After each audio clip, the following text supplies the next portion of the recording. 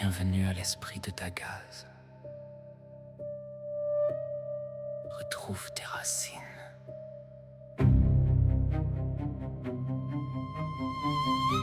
Les pensées sont libres. Sans ton âme qui vibre. Ni dogme ni maître. Juste l'éclat de ton être.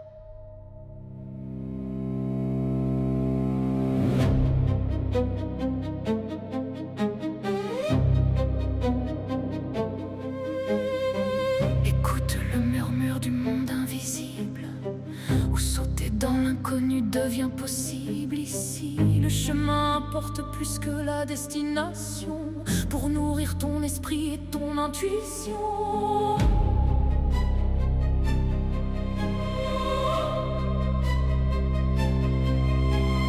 Oublie les recettes spirituelles déjà cuisinées et les tables qui valent sans être poussées. Pas besoin de potions pour ouvrir tes propres portes. Laisse-toi porter par ce que l'au-delà t'apporte. Dans le partage d'âme, chacun forge sa flamme. L'esprit de Dagaz. Le podcast.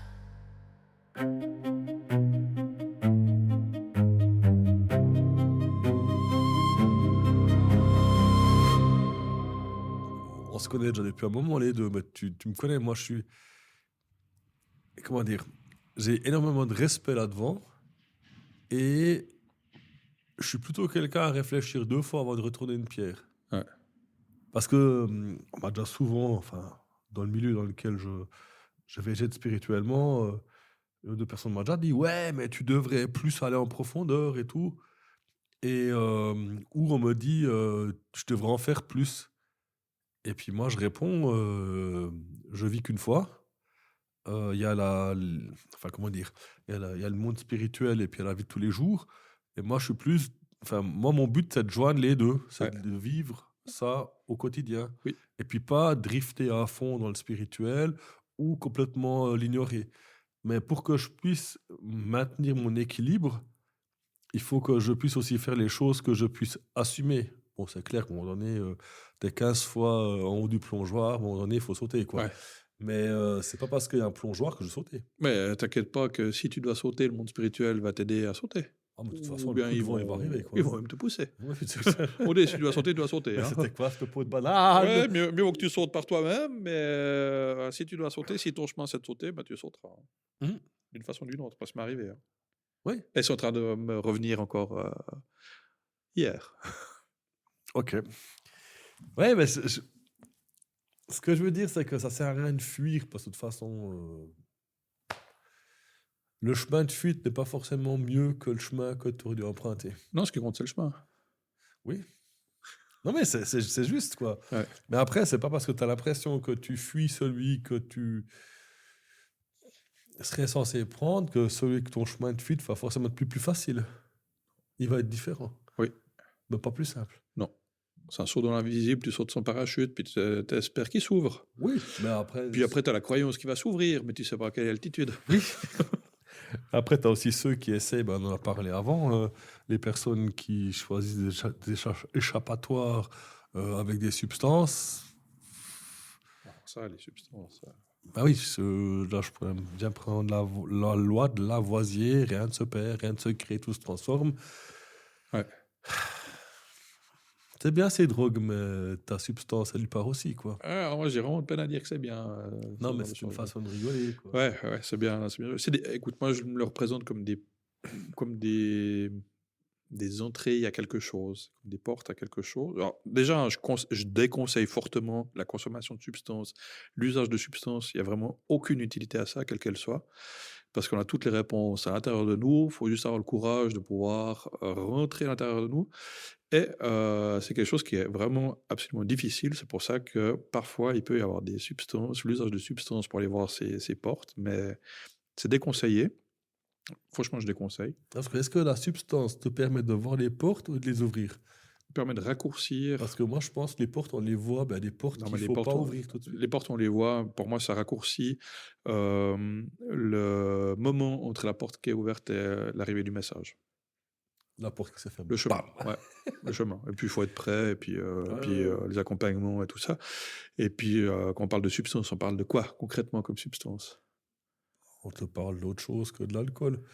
Voilà, de tout ce qui... Ouais, bon, l'alcool est une substance. Hein. Oui, mais après, je veux dire aussi, un verre de vin n'équivaut pas à un carton.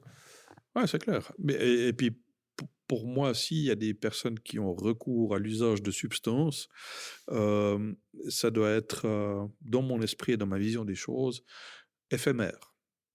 La substance n'est pas une réponse. C'est un moyen d'arriver à quelque part. Mm. Une fois qu'on a compris le message, ça ne sert plus à rien de rouvrir cette porte. Donc, c'est les personnes qui vont faire quelques semaines de vacances au Mexique, puis vont nous faire, je ne sais pas combien de séances, hein, d'ayahuasca et compagnie. Il y a qu'à se poser la question, si tu fais 150 prises de cette substance-là, est-ce que tu as vraiment compris le message? Est-ce que ça fonctionne vraiment? On va voir ailleurs. Parce qu'en théorie, tu prends une fois et tu comprends ton message. Quoi. Ouais, à ce qui paraît. J'ai jamais essayé. Moi non plus, je suis absolument contre ce genre de choses. Et puis, du coup, c'est ça, c'est les personnes qui vont faire des cures de substances, de machin comme ça. Si tu n'as pas compris le message, c'est que c'est pas la bonne voie. Voilà, ça sert à rien de répéter, de répéter l'expérience et tout ça. Tu n'as pas compris une fois, tu n'as pas compris 2 fois. Tu peux essayer 150 fois. Si tu comprends pas, c'est que c'est pas la bonne voie. Voilà, va voir autre chose. Mais combien de fois il y en a de ce genre de choses comme ça? On va pas se faire des potes en ayant ce genre de discours quand même. Mais voilà, puis en plus, c'est pas la médecine d'ici, donc il n'y a vraiment aucun sens de faire ce genre de choses là, comme ça. Ouais, on va pas arriver sur le thème de la sauge blanche non plus, quoi.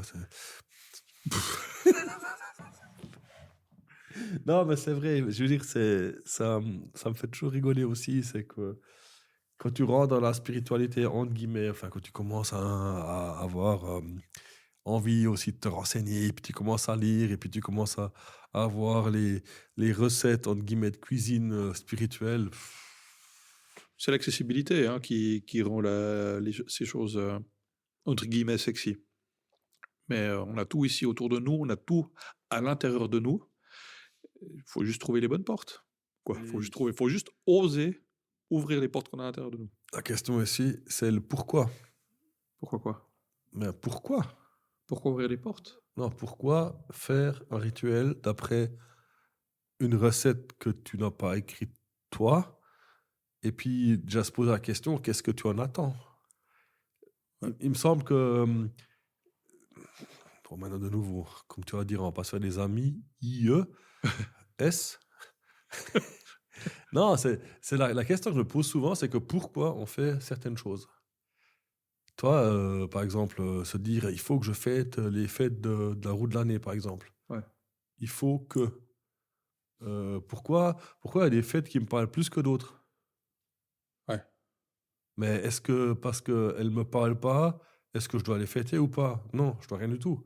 C'est si je le fête, pourquoi je le fête, tu vois? Oui, la quête de sens. Oui, mais la quête de sens, des fois, j'ai l'impression que quand tu vas dans un magasin de livres, son nom est de nom, et puis tu arrives maintenant devant la petite table spéciale Witchy Story, parce qu'il y a un film qui va sortir, et puis tu as je sais pas, la magie verte pour les nuls, LES. Oui, mais la magie du quotidien, tu l'as partout. Alors, je préfère... Ouais, c'est des portes d'entrée à quelque chose de plus grand. Ouais.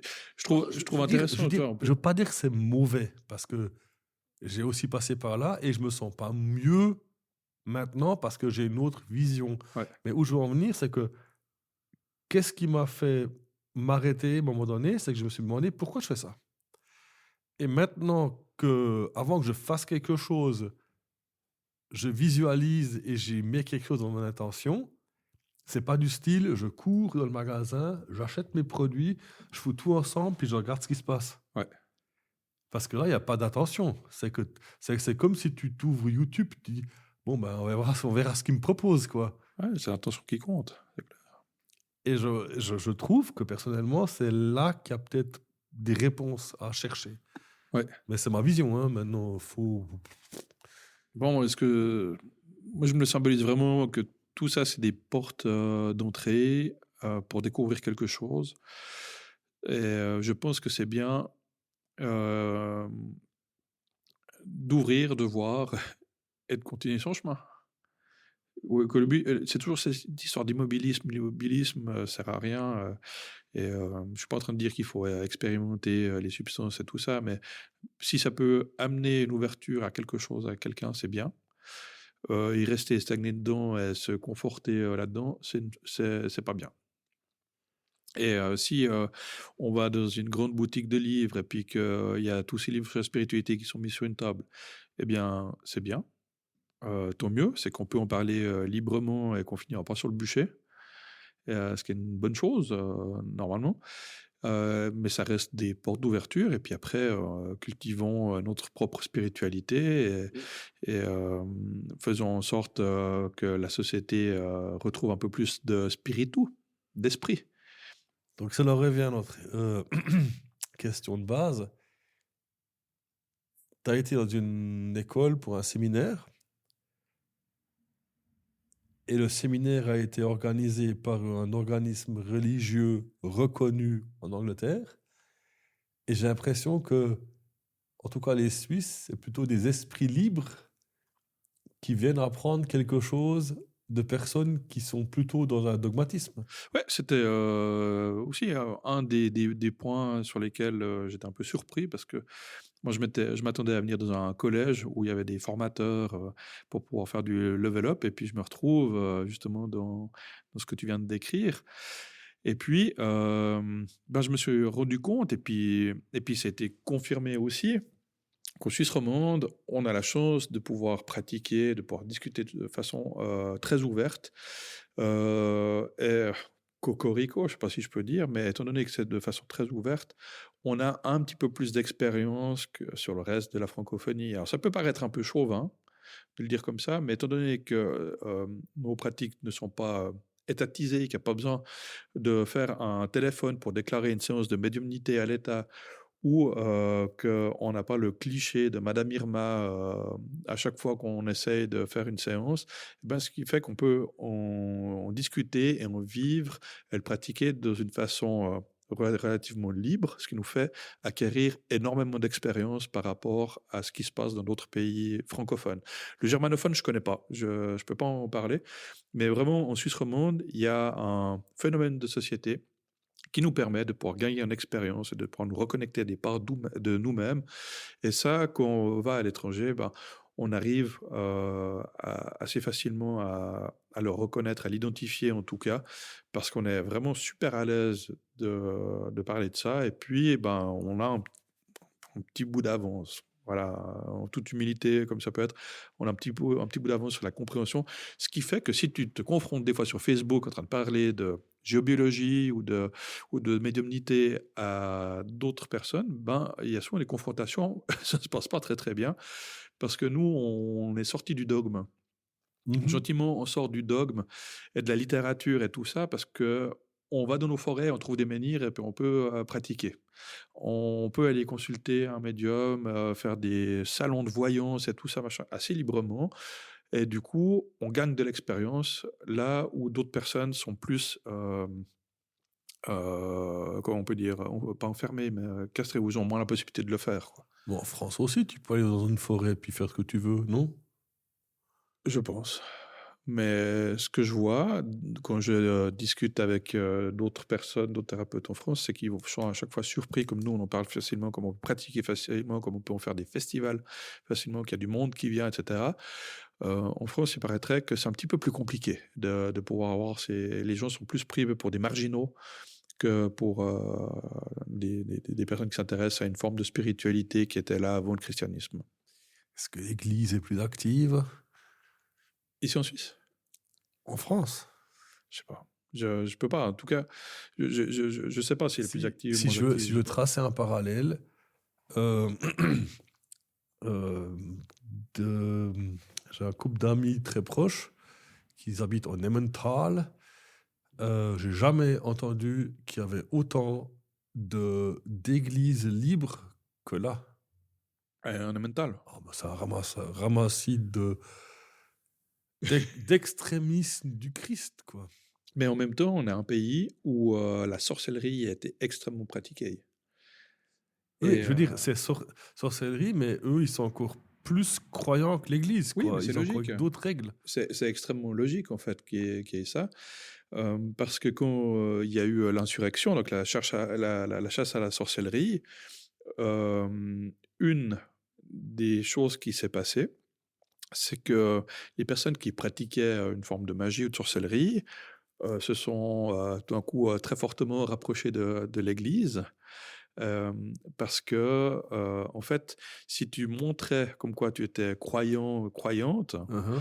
et que tu te rapprochais d'une église, ben, on pouvait pas on pouvait pas te juger comme sorcière ou comme sorcier parce que tu vas tous les dimanches à l'église, parce que tu fais bien toutes tes prières, parce que tu fais tout comme il faut. Donc, du coup, tu sais, le tout comme il faut, comme le Ouais. C19 et tout ça, j'ai tout fait tout comme il faut et tout. Mhm. Enfin, bref. Et puis, du coup, c'était ça l'intelligence aussi du monde spirituel, à quelque part, c'est de se faire passer pour quelque chose d'autre pour se sauver la mise, mais l'intérieur ne change pas. Donc, à quelque part, la spiritualité païenne se trouve à l'endroit où il y a le plus d'églises. Les gens deviennent beaucoup plus croyants parce qu'ils sont beaucoup plus païens. Et pour pratiquer leur croyance spirituelle, autant se faire passer comme quelqu'un d'extrêmement chrétien nous laissera tranquille. Mais ce que nous, on pense à l'intérieur et à qui on se connecte et à qui on prie, ça regarde que nous-mêmes. Ouais. Mais les parallèles, enfin, de ce que j'en retiens maintenant, c'est aussi, on a parlé de l'importance de la valeur d'un mot. En allemand, tu as le mot, enfin, frei, c'est la liberté, enfin, Freiheit, c'est liberté, frei, c'est être libre. Alors, il y a les Freigeist, c'est les esprits libres. Moi, je me considère comme un Freigeist. Hein. Moi, je crois ce que je veux, c'est mon choix. Ben, tu vois, les Freikirche, Ouais. c'est les églises libres. Ben, elles ne sont pas du tout libres. Alors, la mère de mon pote, je ne voudrais pas de nom, elle nous a quittés il y a 2 ans. On lui a refusé de se remarier avec son compagnon de l'époque parce qu'elle ne suivait pas assez assidûment les mercredis de la Bible, quoi. Ça, il fallait encaisser. Comme mon pote m'a raconté là, j'ai dit, mais tu parles bien de ta mère. On est bien en 2020 et quelques. Il me dit oui. J'ai dit, mais ça va. Il me dit, ah, mais chez nous, c'est comme ça. Enfin, chez nous, en Ouais. Emmental, c'était légion, quoi. Et il paraît qu'il y a des frères Kircher à tous les coins de rue, quoi. Donc, Même dans l'église plus traditionnelle, moi, on m'a refusé d'être parrain parce que j'étais pas catholique. Voilà. Pas besoin d'aller chercher très très loin dans de la mental. Hein. oui, bon, moi, je suis parrain. Mais après, c'est les croyances religieuses, chrétiennes et tout ça, ça leur appartient. Puis nous, nous, dans les choses que l'on croit, ça peut nous paraître un peu aberrant. Voilà, c'est la liberté de penser de chacun. Est-ce que l'un a plus raison que Là, il y a l'autre? pas J'en de sais rien. liberté. Ouais. C'est que la façon de penser de quelqu'un devient légion et puis il faut suivre, Oui, quoi. bien sûr. Bah oui, Donc, il s'appelle Freikirche, mais il n'est pas frei du tout. Bah non. Puis et puis ouais, c'est le culte, quoi. C'est pas vrai du tout, mais c'est depuis notre vision là. Mais voilà. Bon, notre vision, elle est pragmatique. Hein. La nôtre? Bah oui. Ni dogme ni maître, tu choisis ce que tu veux. Ouais. Mais si tu l'imposes à quelqu'un, même la vision, c'est plus très libre. Ouais. C'est comme si demain. Enfin, l'image que j'aime bien reprendre, c'est le Midgardsblot qu'ils font en Norvège chaque année. Oui. Où j'avais vu une vidéo qui m'avait marqué, c'est que à l'ouverture, il y a 2 personnes qui font le blot d'ouverture. Ouais. Et bon, il y avait aussi la fameuse histoire, est-ce qu'ils prennent du vrai sang ou du faux sang? Il a l'air etc. très réaliste, ça, quand même. Hein. Alors, il a été réaliste, je crois, quelques années, il y a du vrai sang, puis maintenant. Hein. Eh ben, tout le monde a pu aller devant, soit avec les rameaux bénir le feu, avec le sang, ou s'asperger. Ouais. Et puis tout le monde a pu crier le nom de son Dieu, par exemple, à qui. Eh ben, il y en a un qui a gueulé Jésus-Christ, puis tout le monde a fait. Ben oui, les politistes, on ne l'est pas. Ouais. Et ça, quand j'ai vu cette scène-là, je me dis, ça, c'est libre. Oui, bien sûr. Il n'y a personne qui a pris les pieds. Ouais, chrétien, tu vois, Ah, mais parce que nous, on n'est pas là-dedans. Oui, mais de nouveau, il y a beaucoup de païens qui ont une haine viscérale envers les chrétiens. Et après, est-ce que c'est contre les chrétiens ou est-ce que c'est contre les pratiques de l'Église au fil des... C'est- Pour moi, c'est de nouveau une histoire d'information, de culture et de compréhension de l'autre. Euh, c'est que les gens, ils n'ont pas appris à lire entre les lignes et à inverser les choses. Et du coup, ça crée des incompréhensions. Pour ça que ton podcast, notre podcast est super important pour sensibiliser les gens à interpréter notre monde moderne d'une façon différente, en lisant entre les lignes et en inversant un petit peu les choses pour réussir à comprendre le monde dans lequel on est. Mm. Et parce que c'est transmis à nulle part, hein. C'est pas transmis à l'école, c'est pas transmis par après. Donc c'est vraiment la culture qui nous permet d'avoir la compréhension des choses, la culture et la curiosité qui nous permet d'avoir la compréhension des choses. Mais comme avant je disais, ben, si un monothéiste dit que son Dieu il est meilleur que le tien, ben, c'est qu'il reconnaît l'existence d'un deuxième Dieu, donc il est polythéiste. Et ça, les gens, ils comprennent pas, hein. C'est un truc... voilà. Là, en règle générale, tu n'as pas le droit d'expliquer parce qu'ils vont déjà essayer de te frapper, quoi. Oui, puis il n'y a pas besoin d'aller très loin, hein. Même dans la religion chrétienne, catholique, protestant, orthodoxe, et toutes les nuances qu'il peut y avoir entre deux, les gens sont déjà capables de se mettre sur la figure en disant non, c'est comme ci, non, c'est comme ça. Ouais. Voilà, et Si pourtant, on on prend reste le dans cas quelque de chose de très l'Irlande, pragmatique. Ouais, alors l'Irlande, Irlande du Nord, Irlande, République d'Irlande, à Belfast avec le mur et tout ça. Voilà, y a- c'est des exemples. oui, bah, c'est des exemples qui parlent. Voilà, exactement.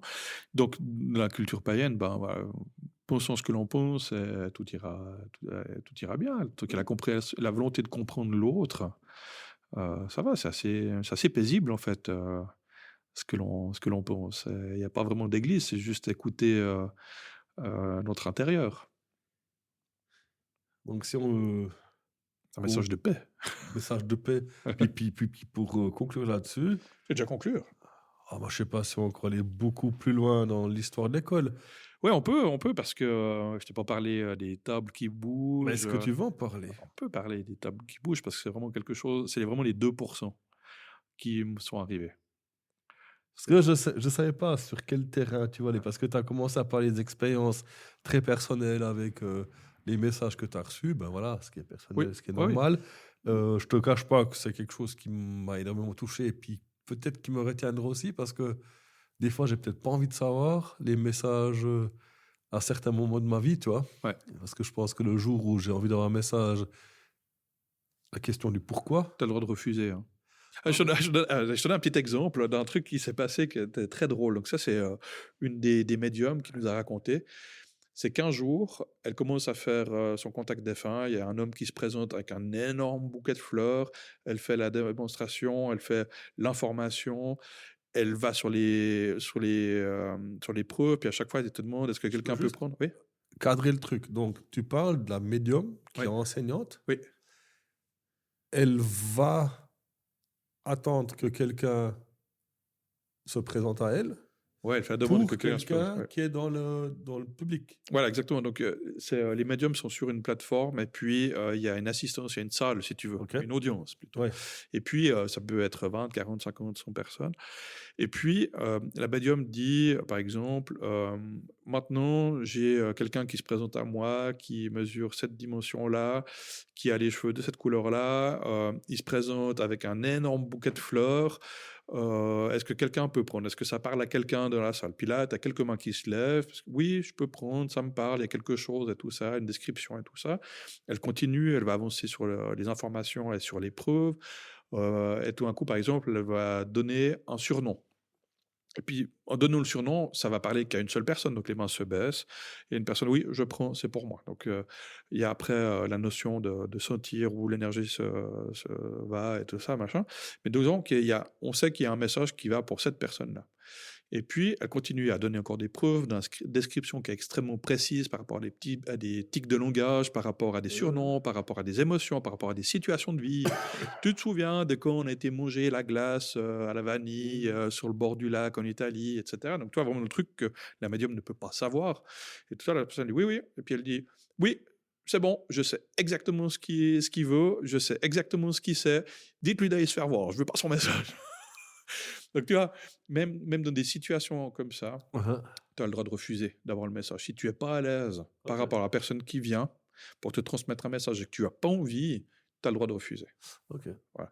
Donc, toi, il n'y a pas d'obligation. C'est ça aussi qui est intéressant. C'est que, voilà, il y a des gens, il y a le monde invisible qui a des messages à te transmettre et tu as le droit. Tu peux t'autoriser à refuser d'avoir le message parce que peut-être tu n'as pas envie que cette personne te communique ou peut-être simplement tu n'as pas envie que le message qui vienne soit exposé à 5 autres individus que tu connais pas. Ah, ok, oui, je comprends. Tu as le droit de refuser, tu as le droit de dire non. Ouais. Dire non, voilà, merci, j'ai bien compris qu'il y avait un message, je souhaite pas aller plus loin, stop, et puis c'est bon, et on passe à autre chose. Tu vois. C'est aussi ça qui est assez, comme ça, qui est assez intéressant. Donc, c'est-à-dire que même dans l'au-delà, il y a des gens qui veulent venir s'excuser, et puis tu as le droit de refuser. Mais là, ce que je veux dire avant, c'est que j'ai compris maintenant le fonctionnement, mais si on en revient à l'intention, pour le moment, moi, j'ai pas de questionnement Ouais, d'un message que j'aimerais recevoir, par exemple. bah tant mieux. Mais juste pour dire, toi, bon, après, on est toujours d'accord, hein, oui, aujourd'hui peut être un non, enfin, non, un non, aujourd'hui peut être un oui demain. Hein. Non, mais l'idée aussi, l'état d'esprit de cette école, c'est aussi de former, de sensibiliser des gens à devenir des canaux pour transmettre les messages.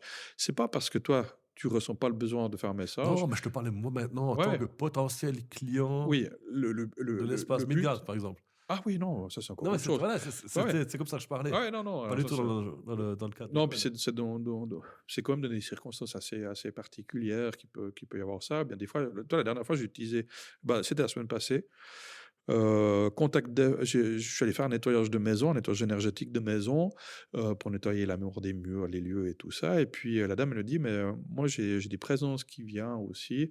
Et puis, je suis un peu inquiet parce que j'aimerais savoir de qui il s'agit, quoi. J'aimerais savoir un peu ce qui se passe et tout ça. Donc, je commence la méthode de contact défunt et tout ça. Je vois que la première personne, c'est du transgénérationnel. Donc, je me dis, bon, je pense pas que c'est celle-là qui a un message. De toute façon, après, il y a l'interaction, je pose la question et tout ça. Et hop, il y a une personne qui vient, qui est en lien avec la personne. Je commence à faire la description de la personne, physiquement, son habillement. Et puis, donc ça, c'est de l'information. Toi, j'aurais très bien pu peut-être voir un cadre avec une description de cette personne-là, parce que je décrivais physiquement la moustache, la couleur des cheveux, l'habillement, etc. Et puis, à un moment donné, je lui dis, est-ce que cette personne parle italien? Donc toi, c'est pas écrit sur la photo qu'il parle italien. Je dis, est-ce que dans votre entourage, il y a quelqu'un qui parle italien? Puis elle me dit, oui. Puis je continue à donner quelques informations qui peuvent pas figurer sur Google ou sur un cadre photo qui est là. Et je vois la dame, elle commence à fondre en larmes. Et puis, je comprends assez vite qu'il s'agit de son père qui vient. Et puis du coup, en même temps que j'ai fait ce nettoyage, j'ai pu transmettre le message en faisant le contact défunt pour transmettre le message du père à la personne et tout ça pour qu'elle puisse comprendre quelque chose. Après, le message, il ne m'appartient pas, c'est libre à elle d'accepter ou de refuser et puis de prendre le message ou pas. Donc là, elle a accepté. Donc je lui ai transmis le message et puis c'est à elle après à faire le travail d'une certaine façon. Après, je suis toujours là pour aiguiller, mais voilà, c'est dans ce cadre-là que j'ai fait le message. Et puis, de le faire sur une plateforme avec une démo, parfois c'est juste pour pouvoir marquer qu'il y a une intelligence du monde invisible. Et puis, pour faire la démonstration dans ce cadre-là aussi qu'on a fait, ça c'est un petit peu particulier, où on a fait bouger le guéridon et fait bouger une table qui est un peu plus grande que celle-là, et puis qui pèse plus de 100 kilos. C'est juste pour montrer que l'interaction, elle est possible, la matérialisation, elle est possible avec le monde invisible. Puis après, j'ai encore fait de l'écriture automatique. Donc, pour te dire ce qui s'est passé dans les derniers jours, moi, c'est un truc qui m'a vraiment bluffé. Et j'ai tout vérifié parce que n'oublie pas que j'ai un esprit cartésien à la base. Que je me suis dit, c'est quand même bizarre que cette table se déplace partout dans la pièce. On était 50 à le voir. Quand le guéridon, on était 25 à le voir. Et puis à la table, on était une quinzaine à le voir. À le vivre, parce qu'on touche la table. Et ça se déplace dans toute la pièce. J'ai regardé les roues. La table se déplaçait les roues n'étaient pas orientées dans le sens dans lequel la table se déplaçait. Ok. Donc, c'est-à-dire qu'elle surélevait un petit peu. Le mouvement, le fluide, tu sais, là, tu sens à un moment donné quand il y a des choses qui se passent et tout ça. Il y avait tout. C'est quelque chose que j'arrive pas à trouver comment est-ce qu'ils ont fait. S'il y avait un subterfuge, il n'y avait pas de rail magnétique ou de choses comme ça. Je l'ai vraiment vécu. Ça a duré plusieurs dizaines de minutes. Vécu, expérimenté, vu. La table, après, j'ai essayé de la déplacer, de la repositionner, machin. Non, c'était pas possible. On a essayé de... on s'est tous dit la même chose. On est fou ou bien pas, quoi. Est-ce qu'on a eu une hallucination collective et tout ça? Personnellement, je l'ai expérimenté. La même chose que j'ai expérimenté l'écriture intuitive avec tout d'un coup mon bras qui commence à écrire des choses comme ça. Et ça, c'est des choses que j'aimerais bien pouvoir ramener en 2026 pour vivre, parce que c'est juste des moments qui sont magnifiques, en fait. À vivre et à ressentir, et puis à retranscrire, et puis à partager aussi.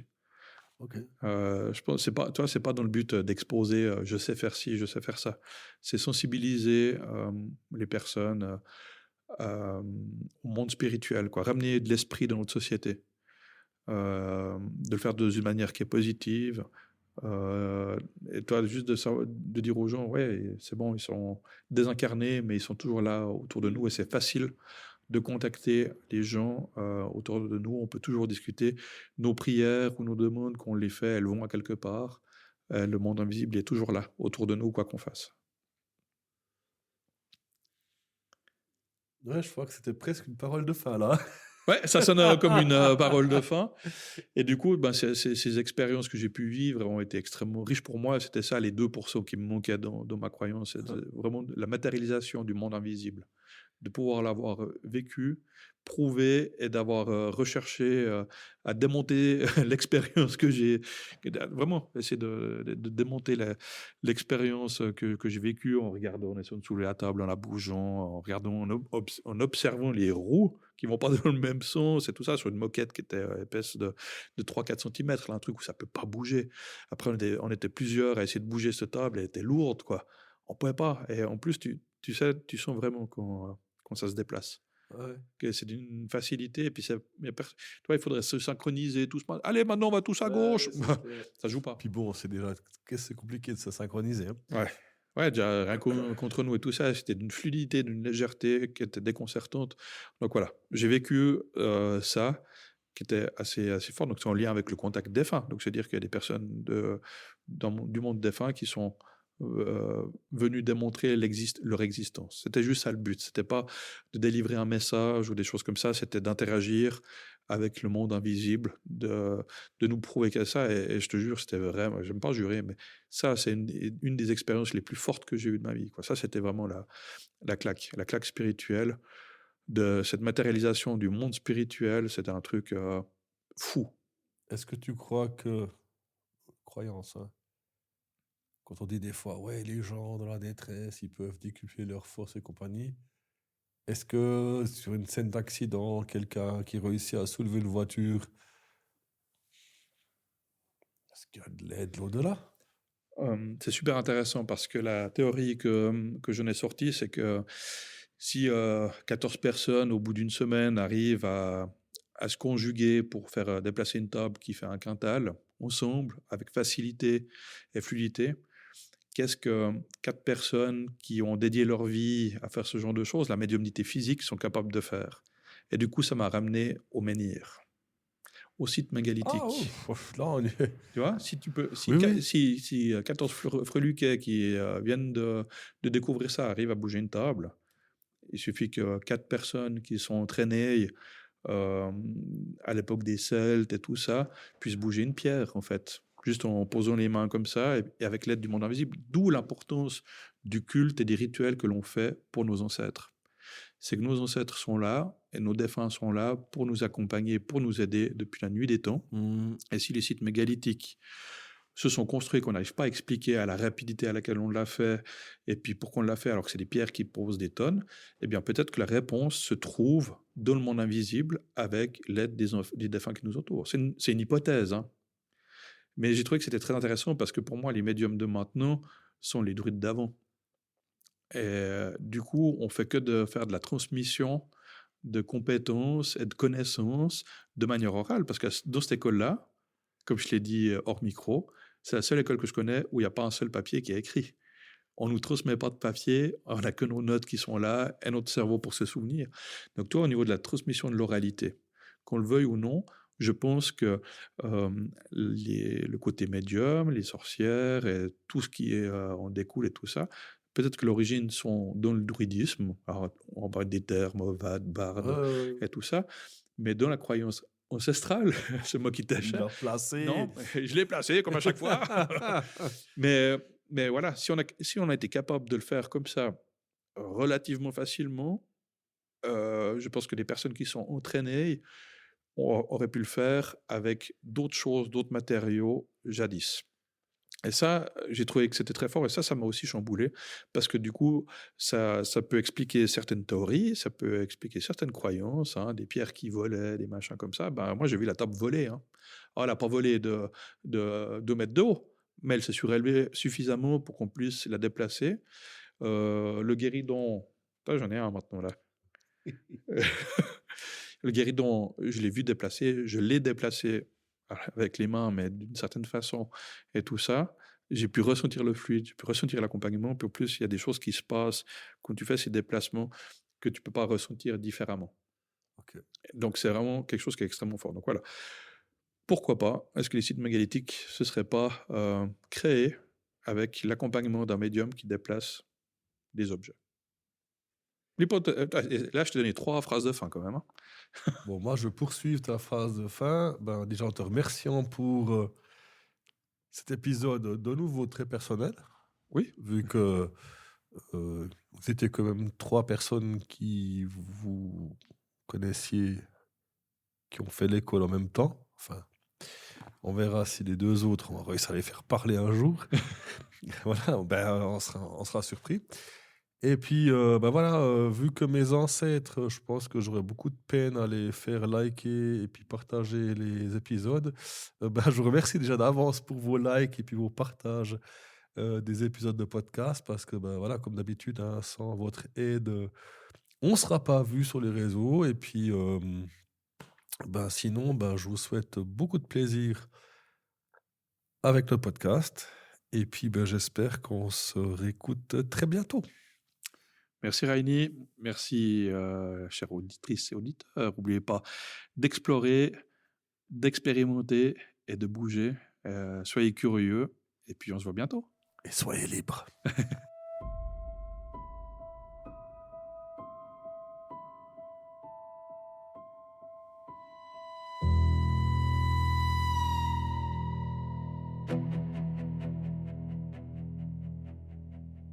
L'aube se lève sur l'ombre qui s'efface. Le cycle reprend sa course et sa place. Dans la grande roue tournent nos saisons. Petits ou grands, nous suivons l'horizon.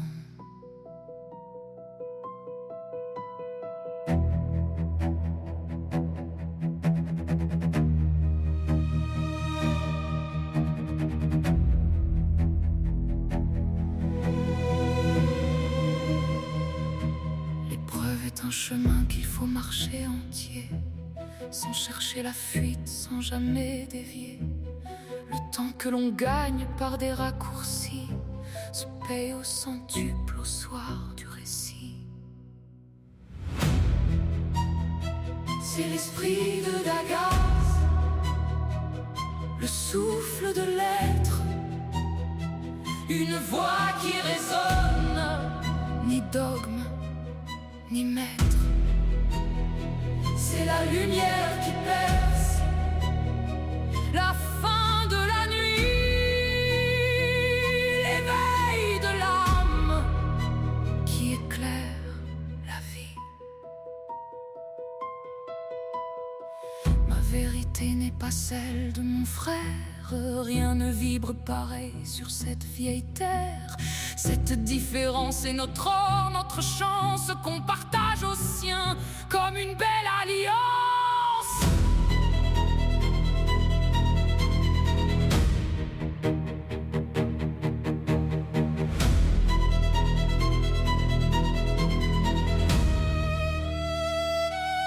Liberté chérie, tu es responsabilité. Cultivons ce jardin pour plus de clarté. En renforçant nos racines fortes et profondes, nous tiendrons debout sous l'orage qui gronde. C'est l'esprit de Dagar, le souffle de l'être, une voix qui résonne, ni dogme, ni maître. C'est la lumière qui perce la fin de la nuit, l'éveil de l'âme qui éclaire la vie.